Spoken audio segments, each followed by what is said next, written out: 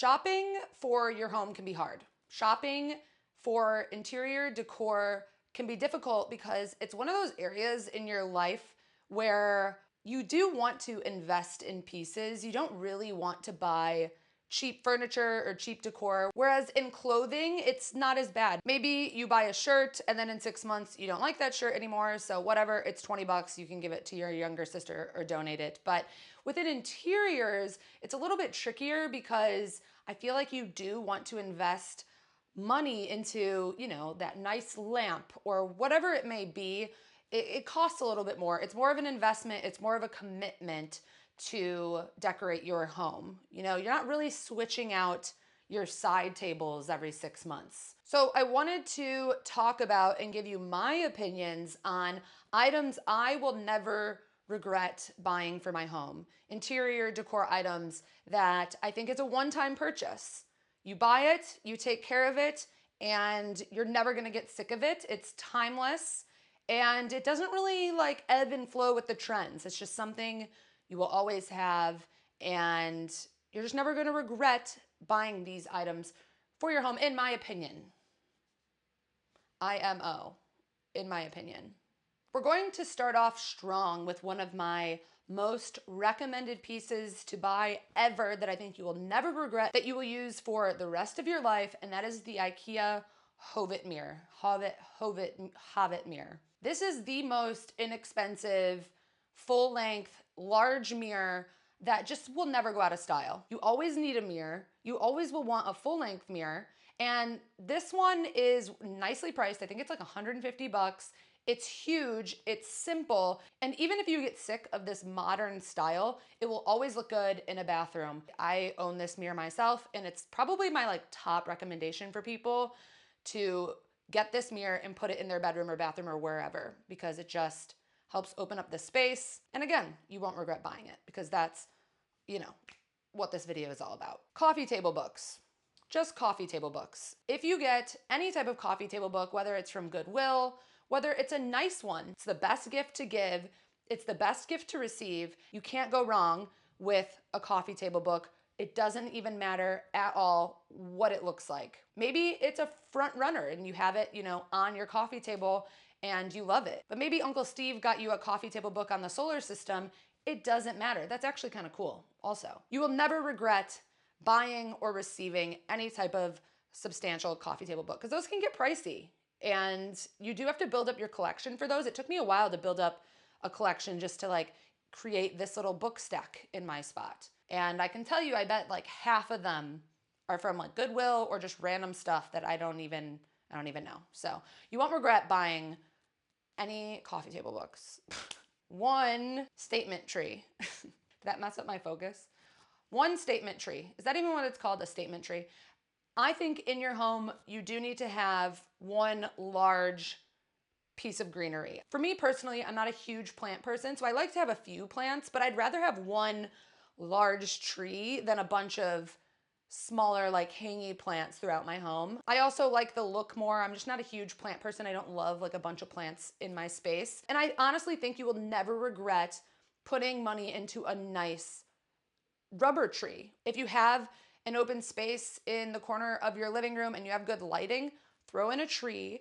I promise you, you will never want to get rid of it. I actually think about this tree that we had in our childhood home. It was just like a general like fern, whatever, but we had it my entire life. And when we moved out of our childhood home, they had to get rid of the tree, and I still think about that tree. It makes me sad that we got rid of it. So Sue, Mom, if you're watching, what did we ever do with that tree? I will repeat this over and over again. If you buy a piece of art from an actual artist, it's not like a mass-produced print from Target or Home Goods or whatever, even if it's just like made for you by your nieces and nephews, if there is a piece of art that has meaning behind it, you will never get sick of it. You never will. I promise you, if it's a gift that is made by someone or it's by an actual artist, it doesn't matter if it goes in and out of style. You will love it because it has meaning and it has purpose and someone created it for you, or you purchased it, you know, while you were on vacation somewhere. And maybe, you know, you get sick of it in certain spaces. Maybe it was the front and center above your fireplace in your living room, but then, you move it to the guest room. And I just think if you invest in good art, keep doing this. If you invest in good art, you will never regret buying that art. Any piece of art that I purchased from an artist, or it's a vintage find, or something my mom had a graffiti artist make me this like weird portrait of my dad. It's like, what even is this? Actually, this is a really cool artist called Don't Fret Art in Chicago. He does these weird like portraits of people, which I think is such a fun gift. My mom got these for me and my sister for Christmas. So overall, if you get art by an actual artist or someone that creates something that's meaningful to you, you'll never, ever regret it.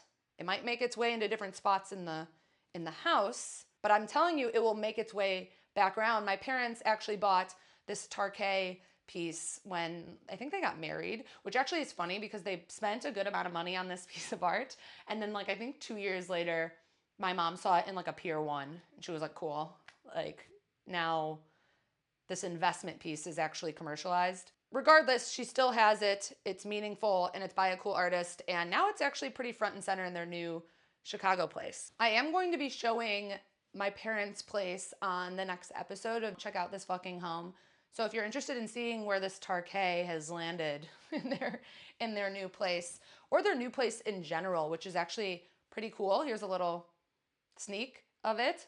So make sure to subscribe if you want to see my parents' Chicago 2-bedroom, I don't even know, condo, if you buy it, condo. Let's take a quick little break to talk about today's sponsor, Wayfair. If you did not know Wayfair had a YouTube channel, you do now, and we have talked about the series A Style is Born, but today I want to tell you a little bit more about their series, Interior Motives. In this series, their host draws upon their expertise and wit to give pointed yet hilarious roundups of must-have Wayfair items. It's basically like The Onion meets BuzzFeed meets apartment therapy is how I would describe it. But it's all with Wayfair products talking about over-the-top themes, unexpected events, overly expected design styles, and more. It's honestly super funny. And if you watch my channel, we love comedy within design over here, so I highly recommend. Go check out full episodes of Interior Motives on Wayfair's YouTube channel. Make sure to subscribe so you can stay up to date,